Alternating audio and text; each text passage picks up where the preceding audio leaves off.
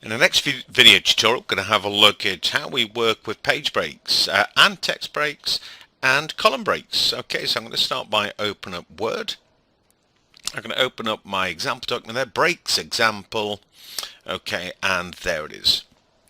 Now, first of all, right at the top, I've got a title there, and then directly underneath, I start with chapter 1. Now, in this case, I don't want chapter 1 to be on the same page as the title. I want it to be on the next page. Now, the first thing I can do with that is just click to the left of chapter 1 and press enter repeatedly until eventually it falls onto the next page. Okay, but that's not exactly the best way of doing this. Okay, so I'm going to backspace that back out again. What I need is a page break. Okay, so I'm going to click where I want the page break to go. I'm going to head to the Layout tab, and in the Page Setup group there you'll see Breaks. Give it a click and you'll notice straight away there's a lot of different types of breaks that we can insert.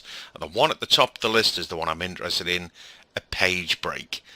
Give it a click and chapter 1 immediately jumps to the top of the following page. Now, the benefits of doing that, rather than pressing enter a lot of times, is if I'd pressed enter, okay, I could have added a little bit of extra text here like that. Okay, and what that would have done is pushed the top of this page further and further down. Okay, with a page break, I'm still free to add additional text at the top of this page without it affecting this page. Okay, now I will undo all that junk that I've just put in there,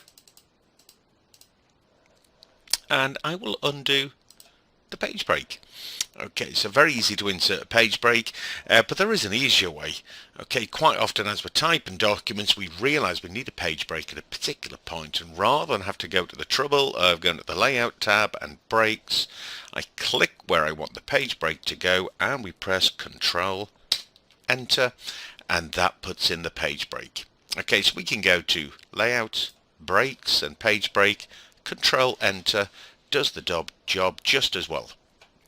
Okay, let's have a look at a couple of other breaks that we've got in that list there. Okay, so the next one on our list was a column break. Now, as it happens, one of my paragraphs has been split into columns here. Now, how we achieve that, we'll look at that a little bit later. Now, I need all the text from this point down to actually be in the right-hand column. So one way of doing that would be again to press enter, enter, enter, and you can see that text moves down and it disappears over into the right-hand column. A little bit like the page break, however. The downside of that is if I start adding text in the left-hand column, you can see how those blank lines are now moving down at the top of the right-hand column. Okay, not particularly useful. Okay, so I'm going to get that back to the way it was. What I need at this point is a column break. Okay, so I'm going to click at the point where I want the column break to be. I'll head to Breaks and Column Break. Column break splits a column at that point.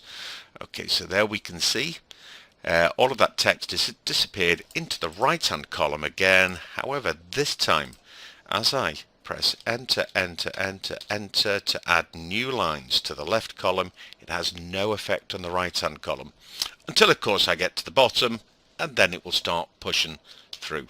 Okay, so there we have a column break.